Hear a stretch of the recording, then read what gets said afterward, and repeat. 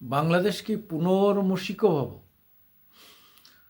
অর্থাৎ ৫৪ বছর আগে ছিল পূর্ব পাকিস্তান, মানে পাকিস্তানের একটি অংশ, আবার সেই জায়গায় নিয়ে যাওয়ার চেষ্টা হচ্ছে।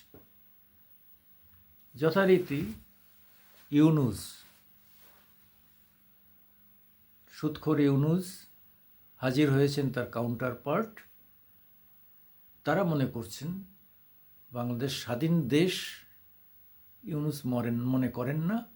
তারা মনে করেন এটা এখনো পাকিস্তানের একটা পার্ট। তাই তিনি পাকিস্তানের ভিখিরি প্রধানমন্ত্রী তার সঙ্গে দেখা করতে গেছেন। যে এখনো আইএমএফ থেকে টাকা ধার নিয়ে যার সংসার চলে, 400 টাকা চালের কেজি, 250 টাকা আটার কেজি, 290 টাকা চিনির কেজি, যেখানে মানুষ খেতে পায় না, এক পিস রুটির দাম যেখানে 20 টাকা 30 টাকা এক পিস, সেই দেশে গেছে ভিক্ষা চাইতে। কারণ হচ্ছে যে ব্যাংকের টাকা প্রায় সব শেষ করে ফেলেছেন। কি করলেন কেউ জানে না। অনেকে মনে করছেন ওটা ওনার গ্রামীণ ব্যাংকে সুদের কাজে লাগিয়ে দিয়েছেন। তারপরে 22,500 কোটি টাকা এই যে নোট ছাপলেন, সেই টাকাগুলো কোথায় গেল? এখন তো সরকারি চাকরি নেই, কেউ তো মাইনে পাচ্ছে না। সরকারি চাকরি টাকরি তো সব হাটিয়ে দেওয়া হয়েছে। তাহলে এখন তার একটাই হচ্ছে যে 42টা যে অর্গানাইজেশন, আউটফিট বা সন্ত্রাসী অর্গানাইজেশন, তাদের নেতৃত্ব দিচ্ছে জামাত, এবং জামাতের কথায় উৎপ্রশ করছেন ইউনূস সাহেব। আপনারা জানেন HuJI, JMB, Ansarullah, Bangla Front, Hizbut Tahrir, Hizbut Mujahideen, এইরকম ধরনের 42টা যে সংগঠন, তারা কিন্তু আজকে সবাই সক্রিয় বাংলাদেশে, এবং তাদের পরামর্শে চলছেন ইউনূস। এবং ইউনূসের মনে হয়েছে যে হাসিনা আর ফিরবে না, আওয়ামী লীগ ফিরবে না, ফলে তিনি আরও 3-4 বছর একরকম ক্ষমতায় চালাবেন, এবং তিনি 1 লক্ষ কোটি টাকা নিয়ে এখান থেকে তারপরে তিনি ফ্রান্সে চলে যাবেন। এইরকম একটা মানসিকতা তার। সেই জন্য তিনি, যেহেতু ভারতের সঙ্গে সম্পর্ক করলে মৌলবাদীরা খেপে যাবে, মোল্লারা খেপে যাবে, মুমিনরা খেপে যাবে, তাই আবার পুনর্মূষিকভাব, অর্থাৎ তিনি গিয়ে হাজির হলেন পশ্চিম পাকিস্তানে। মানে এখন তো পাকিস্তান, এখন তো পশ্চিম বলা যাবে না, যেহেতু স্বাধীন রাষ্ট্র হিসেবে পাকিস্তান। যে পাকিস্তানের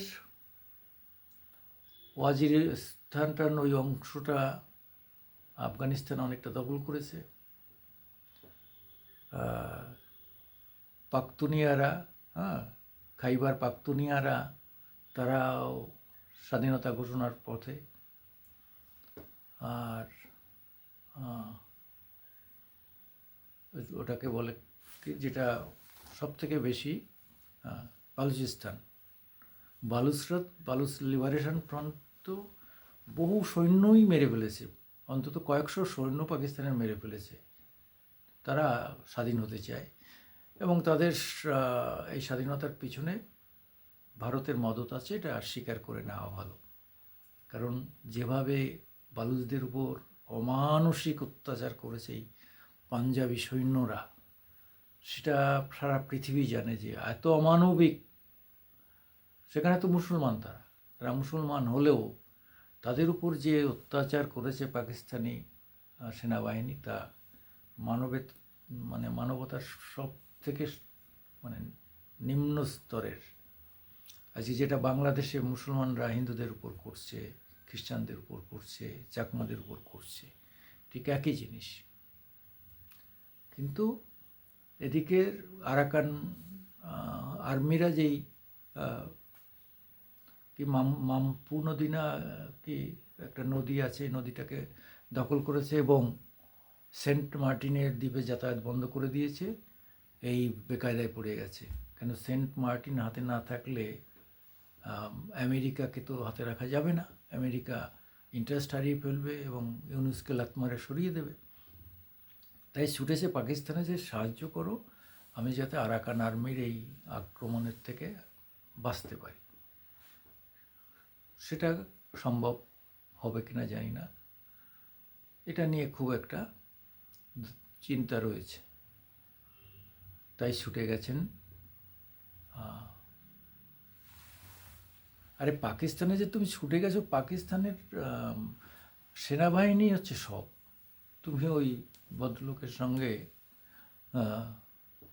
দেখা করে করবেটা কি? ওনার তো কোনো 3 পয়সার দামই নেই। IMF থেকে টাকা চাইছে, তাই ওদের দিতে চাইছে না। চেষ্টা করছে যে যাও হাতে পায়ে ধরে যদি কিছু টাকা পাওয়া যায়, ওই টাকাটা আবার এরা নিয়ে আমেরিকায় পাঠিয়ে দেবে। এরা এই সৈন্যবাহিনীর প্রধান যারা, এরাই পাঠিয়ে দেবে। এই তো দেখা যাচ্ছে আনসারুল্লাহর সন্ত্রাসী টিমে 2 জন ধরা পড়েছে, আমাদের সাদ রদি ও মোহাম্মদ সাদ রদি ও কি ববি। এদের কাছে বাংলাদেশের পরিচয়পত্র তো সব পাওয়া গেছে। বাহ, যা আমি বলছিলাম তাই।